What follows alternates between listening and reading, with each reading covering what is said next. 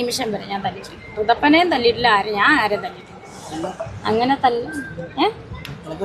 ഞാൻ തല്ലിയിട്ടില്ല. അല്ല രേണു, അതാണ് വിമർശനങ്ങൾ ഒന്ന് പറയുന്നത്. കാര്യം ഷൂട്ട് സമയത്ത് കിച്ചുവിന് ഇഷ്ടം ഉണ്ടായിട്ട് പോലും കിച്ചുവിനെ വീട്ടിൽ ഒറ്റക്കെട്ടിട്ട് പോയി എന്നൊക്കെ പറയുന്നത്. ഒറ്റക്കെട്ടിട്ട് പോയെന്നല്ല പറഞ്ഞ, വീട്ടിലെന്ന് പോകുന്നതിന് വഴക്ക് പിടിച്ചെന്നാ പറഞ്ഞ സുധിച്ചേട്ടനോട്. ഞാൻ പറഞ്ഞ സ്കൂളിൽ പോകുന്ന പിള്ളേർ സ്കൂളിൽ പോകണ്ടേ, അതിന് സുധിച്ചേട്ടനുമായിട്ട് ഞാൻ വഴക്ക് പിടിച്ചിട്ടുണ്ടായിരിക്കും. അമ്മയല്ലേ. ശരി രേണു, ഇതിനെല്ലാം ഒരു കൺക്ലൂഷൻ പ്രേക്ഷകർക്കൊന്ന് കൊടുക്കാവോ? എന്താ പറയണ്ടേ?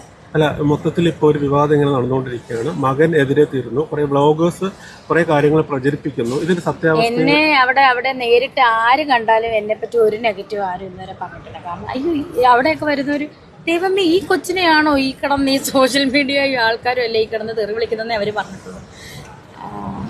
എൻ്റെ സംസാര രീതിയാണ് എന്താണെന്ന് എനിക്കറിയാം. എന്തായാലും വിവാദങ്ങൾ നടന്നുകൊണ്ടിരിക്കും. എനിക്ക് ഇപ്പം എന്താ പറയുക, എനിക്കും മരിക്കാനൊന്നും പറ്റത്തില്ല. എനിക്ക് എൻ്റെ സബ്സ്ക്രിപ്ഷൻ എനിക്ക് എന്തായാലും നിർത്താൻ പറ്റത്തില്ല. ഞാൻ എന്തായാലും സബ്സ്ക്രിപ്ഷന് ഞാൻ ഇങ്ങനെ തന്നെ മുന്നോട്ട് പോകും. അതുപോലെ എൻ്റെ ജോലി, എൻ്റെ ആൽബങ്ങളും എൻ്റെ സിനിമയാണേലും എൻ്റെ ഇനോഗ്രേഷനും കാര്യങ്ങളുമായിട്ട് ഞാനൊരു സൈഡിൽ കൂടെ പോകും.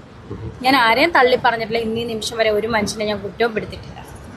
എനിക്ക് ആരെയും കളയാനോ തള്ളി പറയാനോ പറ്റത്തില്ല. ചേർത്ത് പിടിക്കുന്ന സപ്പോർട്ട് ചെയ്യുന്ന കുറേ ഒരുപാട് നല്ല ആൾ അവർക്ക് സത്യം പറഞ്ഞാൽ ഉള്ളിൻ്റെ ഉള്ളിൽ നിന്ന് ഒരുപാട് വലിയൊരു താങ്ക്സ് ആണ്. കാരണം എന്നെ ചേർത്ത് പിടിക്കാൻ ഇത്രയും പേരുണ്ടല്ലോ, അത് ഭയങ്കര